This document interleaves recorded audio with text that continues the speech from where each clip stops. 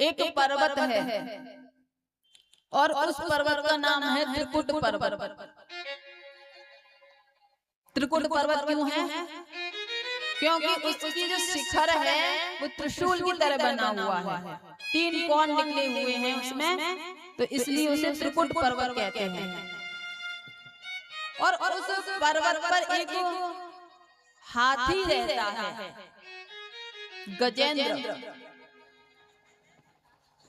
वो वहां का राजा है और उस हाथी में 10,000 हाथियों का बल है, इतना शक्तिशाली है। और उस गजेंद्र की 50 पत्नियां हैं, 150 पुत्र हैं महाराज। इतना बड़ा उसका परिवार कुटुंब है। जब वो अपने घर से महल से निकल के जाता है, छोटे छोटे जीव जंतु हैं वो सब लाइन लगा के बगल में खड़े होकर के महाराज जयकारा लगाते हैं। और वो गजेंद्र बड़ी तिरछी नजर से देखता है अपनी प्रजा की तरफ,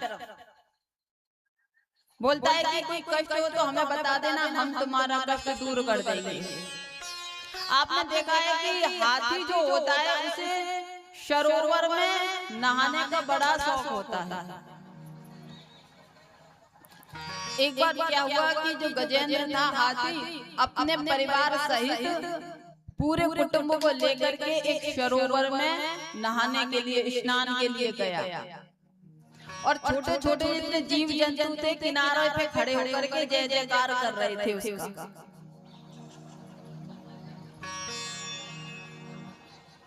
अब जैसे ही नहाने में आनंद से मस्त हो गया तो महाराज इतने में ही सरोवर में एक ग्राह ने उसका पैर पकड़ लिया, हाथी का। ग्राह किसे कहते हैं?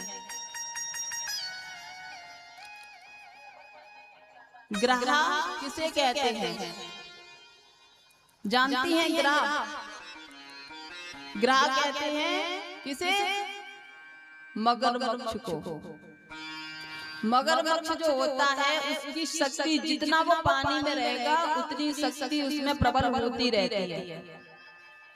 तो हाथी का पैर ग्राह ने पकड़ लिया।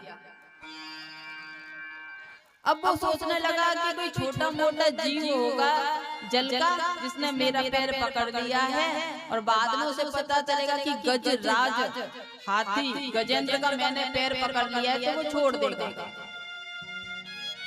और फिर उसका ध्यान सरोवर में स्नान करने के लिए ही लग गया।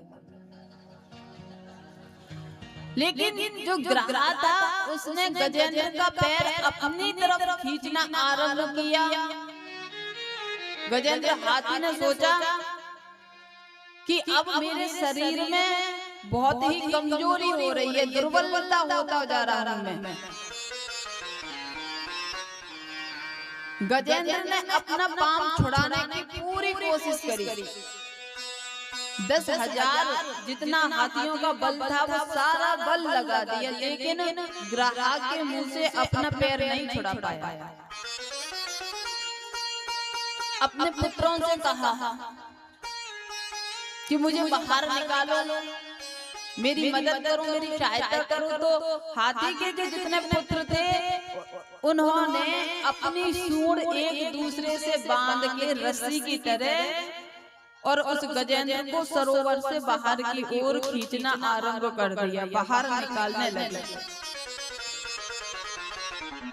लेकिन वो भी सफलता नहीं मिली, विफल हो गए, बाहर नहीं निकाल पाए। और आखिर में कहा कि पिताजी आप तो इसमें से बाहर निकलते ही नहीं, हम कहां तक आपको निकालें। और छोड़ करके वहां से चले गए। अब जैसे ही चले गए तो गजेंद्र कहता है कि देखो, जिनको हम कहते हैं ना कि ये हमारा बेटा है, ये हमारा पुत्र है, ये हमारे सगे संबंधी हैं, तो आज गजेंद्र कहता है इतना पाल पोस करके इनको इतना बड़ा किया, आज मुझे छोड़ करके जा रहे हैं, वो भी इस स्थिति में, ऐसी अवस्था में। तो गजेंद्र की जो पत्नियां थी वो वही क्रिया करके गजेंद्र को बाहर निकालने का प्रयास कर रही है। महाराज जैसे ही उन्होंने बाहर निकालने की कोशिश की तो वो भी नहीं निकाल पाई।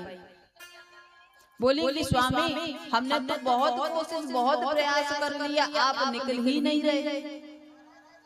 और आज गजेंद्र की जो पत्नियां हैं वो भी छोड़ करके चले गई, पुत्र भी चले गए महाराज, पत्नी भी चली गई। आज गजेंद्र के नेत्रों में अश्रु आने लगे, विचार करने लगा कि पूरा जीवन मैंने इनके लिए निकाल दिया, इनको पाल पोस के बड़ा किया। मैं समझता था कि ये मेरे हैं, ये पत्नियां मेरी हैं, ये पुत्र मेरे हैं, लेकिन आज पता चला कि कोई नहीं है मेरा।